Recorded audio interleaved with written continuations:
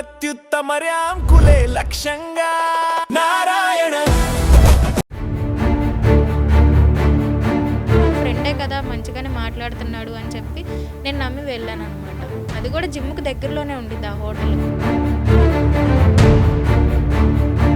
హోటల్కి వెళ్ళిన తర్వాత ఏం జరిగింది అంటే, ప్రోటీన్ షేక్ ఫస్ట్ నువ్వు టేస్ట్ చెయ్యి, దాన్ని బట్టి నువ్వు తీసుకుందు, ఫ్లేవర్ నచ్చాలి కదా నీకు అని చెప్పి అక్కడే ప్రోటీన్ పౌడర్ మిక్స్ చేసి ఇచ్చాడు. బాగా హెడేక్ వస్తుంది, కళ్ళు తిరుగుతున్నట్టు అనిపిస్తున్నాయి అంటే సరే రెస్ట్ తీసుకో అని చెప్పి అన్నాడు. తర్వాత కొంచెం సేపటికి నేను మెలకు వచ్చేసరికి తెలిసింది ఇలా జరిగింది అని. ఏమన్నా ఇది చేసావు, అరిస్తూ ఏమన్నా చెప్పావు, కాల్ చేసావు అంటే కనుక నేను నీ న్యూడ్ ఫొటోస్ అవి తీశాను, నేను ఖచ్చితంగా వాటిని సోషల్ మీడియాలో పెట్టడం కానీ అల్లరి చేయడం కానీ చేస్తాను అని చెప్పి చెప్పాను. జిమ్లో ఎవరితోనో మాట్లాడతానంటే కూడా నువ్వు ఇప్పుడు మాట్లాడితే వాళ్ళు నీ ముందు ఒకలాగా నీ వెనకాల ఒకలా ఉంటారు అన్నీ నాకు చెప్తారు, నేను ఖచ్చితంగా వాళ్ళందరికీ కూడా చెప్పేస్తాను అని చెప్పి జిమ్లో ఎవరితో కూడా నన్ను మాట్లాడించేవాడు కాదు. అన్నది ఒక చిన్న పీసీఓడి ఉండేది, దానికి సంబంధించి నాకు మెడిసిన్ కోర్స్ ఇచ్చారు డాక్టరు, నేను అది యూజ్ చేస్తూ ఉండేదాన్ని, అంతే తప్ప నాకు క్యాన్సర్ ఉండడం అలాంటిదే లేదు. బరువు తగ్గడం కోసం జిమ్కి వెళ్తే మాయ మాటలు చెప్పి రూమ్కి తీసుకెళ్లి అత్యాచారం చేశాడని విజయవాడలో ఒక యువతి కంప్లైంట్ ఇచ్చే విషయం తెలిసిందే కదా. దానికి సంబంధించి జిమ్ కోచ్ ఆరోపణలు ఎదుర్కొంటున్న జిమ్ కోచ్ దగ్గర కూడా వివరణ తీసుకున్నాం. ఆయన ఒక స్పెషల్ వెర్షన్, ఒక స్టోరీ చెప్పాడు. అయితే అసలు ఆయన చెప్పింది నిజం కాదు, అసలు నేను ఇచ్చిన కంప్లైంట్లో ఇచ్చిందే వాస్తవం, అసలు ఏం జరిగిందో చెప్తానని చెప్పి బాధితురాలు సుమన్ టీవీ స్టూడియోకి వచ్చారు. ప్రస్తుతం బాధితురాలు మనతో ఉన్నారు. మేడం నమస్తే. యాక్చువల్గా మీకోసం చాలా ట్రై చేసాం కాంటాక్ట్ చేద్దామని, సో కుదరలేదు. సో ఫైనల్లీ మీరు వచ్చారు. నాకు చాలా డౌట్స్ ఉన్నాయి మేడం. ఆయన కూడా చాలా ఆరోపణలు చేశాను మీరు కంప్లైంట్ ఇచ్చిన అతని మీద కూడా. సో ఇక్కడ ప్రధాన డౌట్ ఏంటంటే మీ ఇద్దరికి ఎలా పరిచయం? మేము ఇన్స్టాగ్రామ్లో మాట్లాడుకోవడం ద్వారా పరిచయం అయ్యాం సార్. నేను ఇన్స్టాలో రీల్ చూసి తనది జిమ్లో ఇలా వర్క్ చేస్తున్నావా అని చెప్పి నేను తనకు మెసేజ్ చేయడం జరిగింది. అక్కడి నుంచి పరిచయం ఏర్పడింది. ఎన్నాళ్ళ క్రితం అండి? ఏప్రిల్ నెలలో సార్, ఏప్రిల్ స్టార్టింగ్లోనే. అదే నెలలో మీరు జిమ్లో జాయిన్ అయ్యారా? అదే నెలలో జిమ్లో జాయిన్ అయ్యాను. జిమ్లో జాయిన్ అవ్వు, నువ్వు వెయిట్ లాస్ అవుతావు అని చెప్పి పిలిపించాడు అనమాట. జిమ్లో అదే నెలలో నేను జాయిన్ అవ్వడం. మీరు ఇచ్చిన కంప్లైంట్లో వెయిట్ లాస్ అవ్వడం కోసం మీకు ఒక సపరేట్గా ఆయన అంటే రకరకాలుగా మీకు ప్రోటీన్ షేక్స్ కానీ మిగతా ఇప్పిస్తాను అని చెప్పి నన్ను తీసుకెళ్ళాడు, మాయ మాటలు చెప్పి అత్యాచారం చేశాడు మీరు కంప్లైంట్ ఇచ్చారు. అంటే వెయిట్ లాస్ అవ్వడం కోసం మాత్రమే, అంటే ప్రోటీన్ షేక్స్ ఇప్పిస్తాను మాత్రం హోటల్కి తీసుకెళ్ళారా, లేకపోతే మిగతా అంటే ప్రేమనో లేకపోతే ఇంకొక మాటలో ఆ మాటలు చెప్పి తీసుకెళ్ళాడా? ప్రోటీన్ షేక్స్ ఇస్తాను అని చెప్పే తీసుకెళ్ళాడు. నాకు పలానా హోటల్లో రూమ్ ఉంది, నేను అక్కడే ప్రోటీన్ షేక్స్ ఉంటాయి నావి, వెళ్ళి అక్కడ తీసుకుందాం పదా అని చెప్పి తీసుకొని వెళ్ళాడు. యాక్చువల్గా మేడం అంటే మీరు జాయిన్ అయింది పరిచయం అయింది ఏప్రిల్, మీరు జిమ్లో జాయిన్ అయింది ఏప్రిల్, అంటే ఏప్రిల్ 24 ఐ థింక్ 22 ఆ సమయంలో మీరు హోటల్కి వెళ్ళిన డేట్ ఐ థింక్. అంటే అంత తక్కువ టైంలో ఎట్లా నమ్మి వెళ్ళారు? అంటే జిమ్లో రోజు కలుస్తూ ఉండేవాళ్ళము, సో మాట్లాడుతున్నాడు, పైగా జిమ్ ట్రైనరే కదా, వాళ్ళకి సైడ్ బిజినెస్లు అంటూ ఉంటాయి కదా, ఇలా ప్రోటీన్ పౌడర్స్ ఇవ్వడం కానీ లేదంటే ఎక్కువ మార్జిన్తో అమ్మడం కానీ అలాంటివి ఉంటాయి కదా. సో అందుకని చెప్పి ఫ్రెండే కదా మంచిగానే మాట్లాడుతున్నాడు అని చెప్పి నేను నమ్మి వెళ్ళాను అనమాట. అది కూడా జిమ్కి దగ్గరలోనే ఉండిద్ది ఆ హోటల్, అందుకే తనకి నిజంగానే రూమ్ ఉందేమో, ఇలా పక్కన ఆ రూమ్లో పెట్టాడేమో అని చెప్పి అనుకొని వెళ్ళాను. బేసిక్గా జిమ్లోకి వెళ్ళే ముందు అందరూ కూడా చాలామంది ఆడపిల్లలు వెయిట్ లాస్ అవ్వడం కోసం ఎక్కువగా లేడీస్ జిమ్స్ని ఎక్కువ యూజ్ చేస్తూ ఉంటారు. సో మీరు వెళ్ళిన rock fitness gym I think, so దాంట్లో మేల్ నేర్పించడం అనేది అంటే మీరు తెలిసి వెళ్ళారా? తెలుసు సార్, నేనే ట్రైనీని, నేనే ట్రైనర్ని, అక్కడ పీటీ తీసుకో అని చెప్పి నాకు ముందే చెప్పాడు.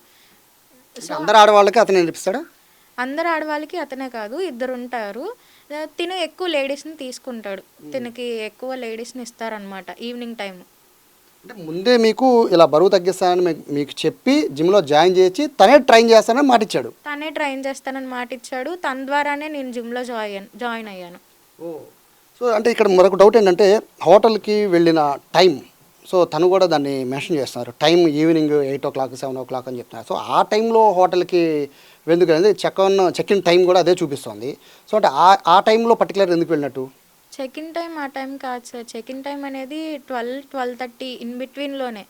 మేము 3 సార్లు వెళ్ళింది కూడా 12-12:30 ఇన్ బిట్వీన్లోనే వెళ్ళాము. ఈవినింగ్ 4-4:30-5 కల్లా వచ్చేసేవాళ్ళము. సో అంటే వెళ్ళారు, వెళ్ళిన తర్వాత ఏం జరిగిందండి హోటల్కి వెళ్ళాక? హోటల్‌కి వెళ్ళిన తర్వాత ఏం జరిగింది అంటే, ప్రోటీన్ షేక్ ఫస్ట్ నువ్వు టేస్ట్ చెయ్యి. దాన్ని బట్టి నువ్వు తీసుకుందు. ఫ్లేవర్ నచ్చాలి కదా నీకు అని చెప్పి అక్కడే ప్రోటీన్ పౌడర్ మిక్స్ చేసి ఇచ్చాడు. ఇచ్చిన తర్వాత నేను తాగాక ఒక అరగంట సేపు నార్మల్‌గా మాట్లాడుకున్నాం. మాట్లాడుకున్న తర్వాత ఎందుకో నాకు బాగా హెడేక్ వస్తుంది. కళ్ళు తిరుగుతున్నట్టు అనిపిస్తున్నాయి అంటే, సరే రెస్ట్ తీసుకో అని చెప్పి అన్నాడు. అని నేను నిద్రపోయిన తర్వాత ఈ ఘటన అనేది జరిగింది. తర్వాత కొంచెం సేపటికి నేను మెలుకువ వచ్చేసరికి తెలిసింది ఇలా జరిగింది అని చెప్పి. మరి అడిగారా ఎందుకని ఇట్లా మోసం చేసి తీసుకెళ్ళావు అని అడిగారా? అడిగాను, ఎందుకు ఇలా మోసం చేసి తీసుకెళ్ళావు, నాకిప్పుడు ఈ జీవితం ఇదైపోయినట్టే కదా ఏంటి అని చెప్పంటే, ఈ రోజుల్లో ఇదంతా కామన్, నువ్వు ఇప్పుడు ఎందుకు అంత ఇష్యూ చేస్తున్నావు, నువ్వు ఇష్యూ చేసి ఏమన్నా ఇది చేసావు, అరిస్తూ ఏమన్నా చెప్పావు, గోల్ చేసావు అంటే కనుక నేను న్యూడ్ ఫొటోస్ అవి తీశాను, నేను ఖచ్చితంగా వాటిని సోషల్ మీడియాలో పెట్టడం కానీ అల్లరి చేయడం కానీ చేస్తాను అని చెప్పి చెప్పాడు. అవి ఏమైనా చూసారండి అంటే మీ కళ్ళతో ఏమైనా చూసారా అంటే అతను తీయడం కానీ వీడియోలు కానీ ఇవన్నీ చూసారా? నేను కళ్ళతో ఏం చూడలేదు సార్ అప్పటికి. అంటే అతను బెదిరిస్తున్నాడు కదా మిమ్మల్ని, ఇట్లా న్యూడ్ ఫొటోస్ ఉన్నాయని బెదిరిస్తున్నాడు. సో మీకేమైనా చూపించాడా? ఆ రోజు చూపించలేదు. నేను తీశాను అని చెప్పి అన్నాడు, నువ్వెవరికి చెప్పొద్దు అని చెప్పి ఆ రోజు సాయంత్రం వరకు నన్ను అక్కడే ఉంచాడు. ఆ రోజంతా కూడా నాకు మత్తుగానే ఉంది. దాని తర్వాత నేను జిమ్కి వెళ్ళినప్పుడు నాకు చూపించాడు, నా దగ్గర ఉన్నాయి ప్రూఫ్స్, నేను ఇలాగ తీశాను నీకు అని చెప్పి చూపించాడు.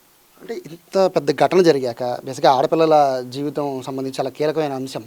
సో మీకు అంత ఇష్యూ జరిగిన తర్వాత మీ పేరెంట్స్ని కానీ లేదా జిమ్లో ఉన్న ఎవరైతే ఓనర్లకు కానీ వీళ్ళకి తెలియజేయాలి కదండి, మీరు చెప్పారా? చెప్పాను సార్, కాకపోతే ఏంటంటే ఆ ఘటన జరిగినప్పుడు చెప్పలేదు.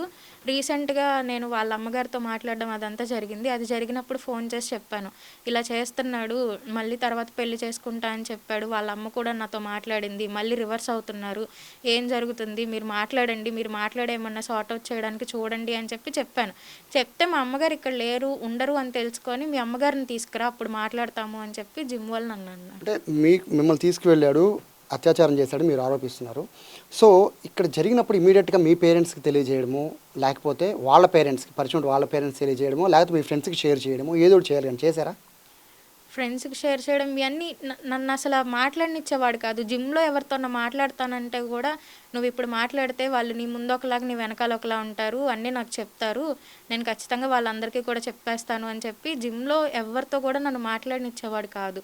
నేను ఫ్రెండ్స్కి షేర్ చేసుకోవడం ఇవేమీ చేసుకోలేదు, ఎందుకంటే నేను ఇంట్లో ఒక్కదాన్ని ఉండేదాన్ని, మా అమ్మగారు ఇక్కడ లేరు. ఆ డిప్రెషను, ఆ స్ట్రెస్, ఆ ఇది వల్ల నేను ఎవరితో చెప్పుకోగలిగేదాన్ని కూడా కాదు, ఎవరికి అయితే చెప్పలేదు. వాళ్ళ అమ్మగారికి మాత్రం ఇంకా మూడోసారి జరిగిన తర్వాత నా వల్ల ఇంక కాదు, కొట్టడాలు కొరకడాలు అవన్నీ ఎక్కువైపోయాయి అని చెప్పి డైరెక్ట్గా వెళ్ళి ఇదిగోండి ఇలా చేశాడు అని చెప్పి చూపించడం కూడా జరిగింది.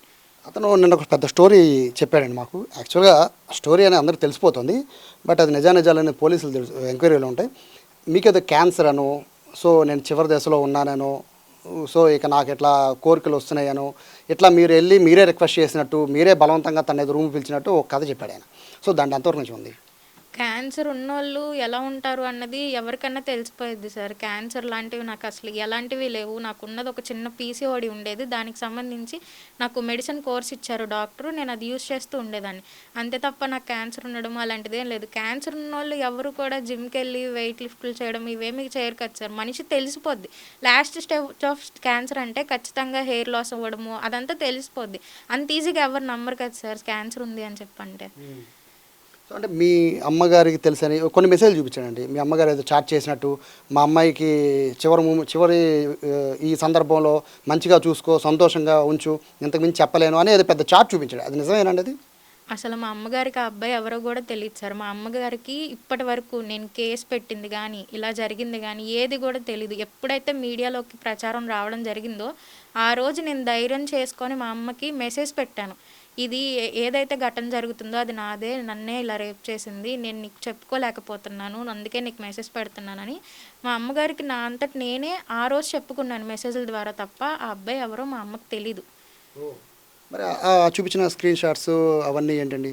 ఆ స్క్రీన్ షాట్స్ ఎలా ఇది చేసుకున్నాడో నాకు తెలియదు కానీ మా అమ్మ పేరు తెలుసు, ఇలా పలానా ఐడి ఉండిద్ది అని తెలుసు కానీ ఆ అబ్బాయికి మా అమ్మ మెసేజ్ పెట్టడం కానీ అవి ఏమీ కూడా జరగలేదు. మా అమ్మ ఇక్కడ లేరు, అక్కడి నుంచి ఆ అబ్బాయిని ఎవరు అని తెలుసుకొని అంత చేయాల్సిన అవసరం అయితే మా అమ్మకి లేదు. ముందు నేను అసలు మా అమ్మకి ఏ విషయం కూడా చెప్పలేదు ఆమె మెసేజ్ పెట్టడానికి. కానీ ఆ అబ్బాయి ఎలాంటి ఎలిగేషన్ వేస్తున్నాడంటే ఫీలింగ్స్ వస్తున్నాయి వెళ్ళమని మా అమ్మ పంపించింది అంటున్నాడు. ఏ కన్న తల్లి కూడా ఇలాగ వెళ్ళు, మా అమ్మాయికి ఫీలింగ్స్ వస్తున్నాయి, ఇంటికి వెళ్ళు, రూమ్కి వెళ్ళు అని చెప్పడాలు అలాంటివి ఎవ్వరు కూడా చేయరు. అయితే ఇక్కడ మరొక ఆరోపణ ఏంటంటే అంటే అతనికి మీరు ఇచ్చిన రిపోర్ట్లో కంప్లైంట్ రిపోర్ట్లో చూస్తుంటే డబ్బులు డిమాండ్ చేశాడు వేశాను అంటున్నారు. బట్ అతనేమో బీర్ కొనుక్కో అని డబ్బులు మీరే వేసినట్టు, నేను ఒక బార్ దగ్గర ఉన్నానంటే మీరే వెళ్ళి బీర్ తెచ్చుకొని డబ్బులు వేసినట్టు, సో అవన్నీ నా దగ్గర కాల్ రికార్డ్స్ ఉన్నాయి అవన్నీ అని చెప్తున్నాడు. అది ఎంతవరకు నిజమండి ఆ డబ్బులు వేయడం ట్రాన్సాక్షన్ గురించి? ట్రాన్సాక్షన్స్ అన్నీ కూడా నేను పలానా ప్రోటీన్ పౌడర్ కొనుక్కోవాలి, నాకు ప్రీ వర్కౌట్ కావాలి, నాకు ఇది నువ్వు కొనిపెట్టు అని చెప్పి నా ద్వారా కొనిపెట్టించుకొని వేయించుకున్నాడు. కానీ 2000, 1000, 1500 అలాగా తనకి ఏమైతే కావాలో అవి నన్ను బెదిరించి తీసుకున్నాడు. అంతే తప్ప నువ్వు వెళ్ళు, నువ్వు తాగు అని చెప్పి నేనైతే ఏ రోజు చెప్పింది లేదు. 10,000కి మించి ఉండవు గట్టికి కొడితే అంటున్నాడు. మొత్తం కలిపి 19,600 ఉన్నాయి అన్నీ కూడా. ట్రాప్ చేసే ఆవిడ నన్ను ట్రాప్ చేసింది అని చాలా పెద్ద వర్డ్ ఉపయోగించాడు. సో మీరు ట్రాప్ చేశారని చెప్పి మీరు అంటున్నారు. సో ట్రాప్ అనేది అని మీరు ఎలా భావిస్తున్నారు? ట్రాప్ అన్నట్టు ట్రాప్ అనేది నేను ఎలా భావిస్తున్నాను అంటే తను జిమ్కి పిలవడం కానీ అలాగా ప్లాన్డ్గా చేసినట్టే, పలానా రూమ్కి రమ్మండం కానీ ప్రోటీన్ పౌడర్ కలిపి ఇవ్వడం కానీ ఇదంతా కూడా ప్లాన్డ్గా చేసినట్టే ఉంది. ఎందుకంటే డబ్బులు ఉన్నాయి ఈ అమ్మాయి దగ్గర, వీళ్ళ మమ్మీ స్టేట్స్లో ఉంటారు, ఈ అమ్మాయికి చుట్టుపక్కల ఎవరు లేరు, తను ఒక్కతే ఇంట్లో ఉంటుంది అని ప్రతిదీ ఆయనకు తెలుసు కాబట్టి నన్ను ట్రాప్ చేశాడని నేను చెప్పగలను. తనని ట్రాప్ చేయాలి అంటే తన దగ్గర డబ్బుల కోసం ట్రాప్ చేయాలా, దేనికోసం ట్రాప్ చేయాలి? తన దగ్గర ఏమీ లేవు కాబట్టి ట్రాన్సాక్షన్స్ అన్నీ నా దగ్గర నుంచే ఉన్నాయి. ఫోన్ నా చేత కొనిపెట్టుకున్నాడు. తనని ట్రాప్ చేయాలంటే తన దగ్గర ఏమన్నా ఉంటే మనం ట్రాప్ చేయడానికి ఉంటుంది. అబ్బాయికి బట్టలు కూడా లేవని చెప్పి నాకు బట్టలు కొనిపెట్టు నువ్వు అని చెప్పి నన్ను తీసుకెళ్ళి పలానా జూడియో దగ్గరికి ఆ అబ్బాయి బట్టలు కూడా కొనిపెట్టుకున్నాడు. ఇంకా నేను దేనికోసం ట్రాప్ చేస్తాను? ప్రేమ అనే కోణం ఏమన్నా వచ్చిందని అంటే మీరు చెప్తున్న దాని ప్రకారం, అంటే మీరు చెప్తున్న మాటల ప్రకారం అంటే ప్రేమించాను అనే ఉన్న చెప్పడం కానీ లేదా పెళ్లి చేసుకుంటాను అని చెప్పడం కానీ, ఎందుకంటే ఒక ఆడపిల్ల స్వయంగా వెళ్ళడం అనేది జరిగే అసంభవం, చాలా తక్కువ సందర్భాల్లోనే జరుగుతుంది. అంతటా మీరే నమ్మి వెళ్ళి అతనితో కాసేపు ఉండడం లేదా అతనితో మాట్లాడడం, సో అతను సింగిల్గా జిమ్ అంటే ట్రైనింగ్ సో అతనితో ఇప్పించడం, ఇవన్నీ చూస్తుంటే ప్రేమ కానీ లేకపోతే పెళ్లి చేసుకుంటాను కానీ ఈ చర్చలు ఏమైనా వచ్చాయా? స్టార్టింగ్లో అవేం లేవు సార్, ఫ్రెండ్ అని చెప్పి అన్నాడు. ఇదంతా బలవంతం, ఇదంతా జరిగిపోయిన తర్వాత ఇప్పుడు ఏంటి నా లైఫ్ నాశనం అయిపోయినట్టే కదా, నువ్వు మళ్ళీ ఇలాగ చేస్తున్నావు, ప్రూఫ్స్ అంటున్నావు, నన్ను కనీసం ఎవరితో అన్నా చెప్పుకొని ఇవ్వట్లేదు, నాకు ఇది చాలా ఇదిగా ఉంది, నేను ఏమన్నా చేసుకున్నా ఇదే కదా అంటే, నువ్వు అలాంటి ఏం చేసుకోకు, నేను నిన్ను పెళ్లి చేసుకుంటాను, నువ్వు ఏ పెంట చేయకుండా ఎవరికి చెప్పకుండా ఉంటే నేను నిన్ను పెళ్లి చేసుకుంటాను అని చెప్పాడు.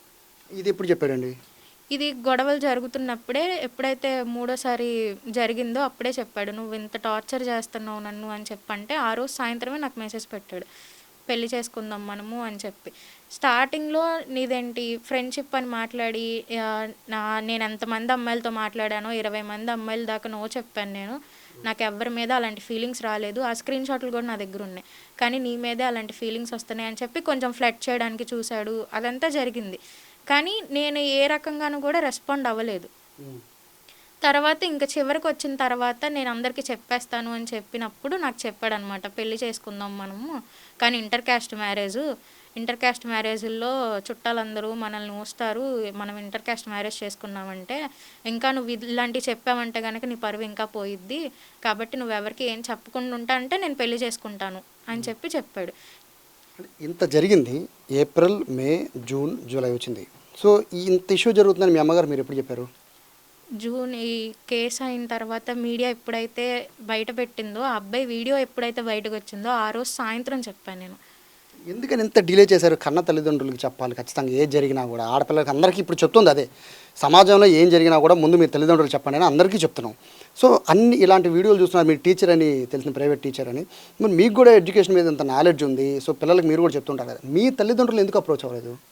నేను భయపడ్డాను ఫస్ట్ ఆఫ్ ఆల్, ఎందుకు ఇలా చేసావు అని ఏమన్నా అనిద్దేమో, ఎందుకంటే ఆమె దేశం కందేశంలో ఉంది. ఇప్పుడు నేను ఏమన్నా చెప్పినా సరే ఒకగానొక కూతురు కదా ఏంటి ఇలా అయింది అని ఆమెకు అక్కడ ఏమన్నా జరిగినా సరే నేను ఇబ్బంది పడాల్సి వచ్చింది అని చెప్పి నేను భయపడి నేను చెప్పలేదు బయటికి.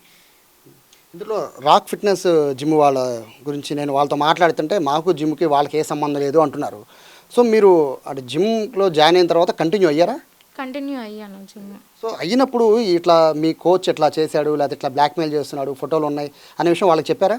వాళ్ళకి కోచ్ బ్లాక్మెయిల్ చేస్తున్నప్పుడు చెప్పలేదు. కానీ పెళ్ళి అనుకున్నప్పుడు వాళ్ళ అమ్మగారు రివర్స్ అయ్యారు నా మీద. అప్పుడు ఫోన్ చేసి చెప్పాను. ఇలా జరిగింది నాకు. పెళ్ళి అనగానే ఇలా రివర్స్ అవుతున్నారు అని చెప్పి వాళ్ళకి ఫోన్ చేసి చెప్పినప్పుడు ఆయన నాతో కొంచెం పాజిటివ్‌గానే మాట్లాడారు.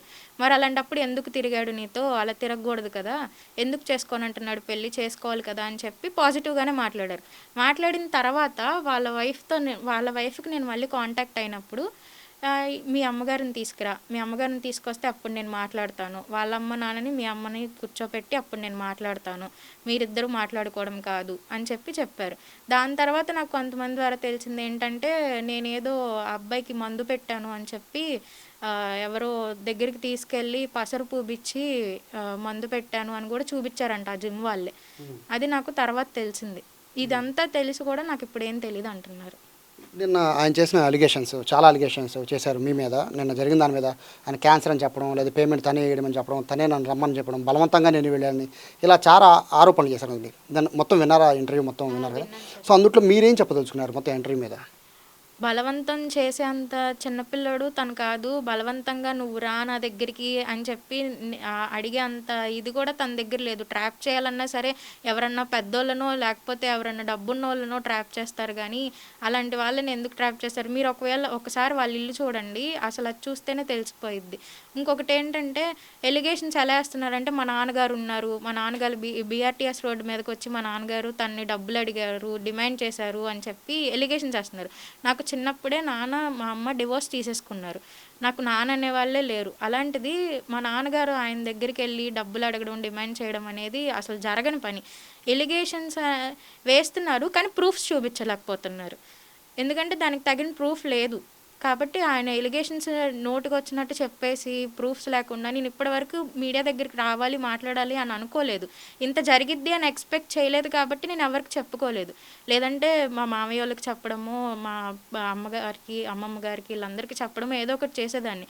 ఆడపిల్ల మ్యాటర్ కదా, సెన్సిటివ్ కదా, బయటికి రాదు అని అనుకున్నాను కానీ ఆ మీడియాకు వచ్చిన తర్వాతే తెలిసింది ఇంత జరిగిద్ది అని చెప్పి. ఆ ఎలిగేషన్స్ ద్వారా నేను ఇప్పుడు బయటకు వచ్చి మాట్లాడాల్సి వస్తుంది. సో పెళ్లి విషయానికి వస్తే అదే ప్రశ్న నేను అడిగితే, సో తను నన్నే ఎట్లా చేసింది, సో నాకంటే ముందు ఎంతమంది ఎన్నో మోసం చేసిందో అనే ఒక వర్డ్ అతను యూజ్ చేశారు. సో దాని మీద ఏం చెప్తారు? అసలు తనకంటే ముందు నేను ఎవరితో మాట్లాడలేదు.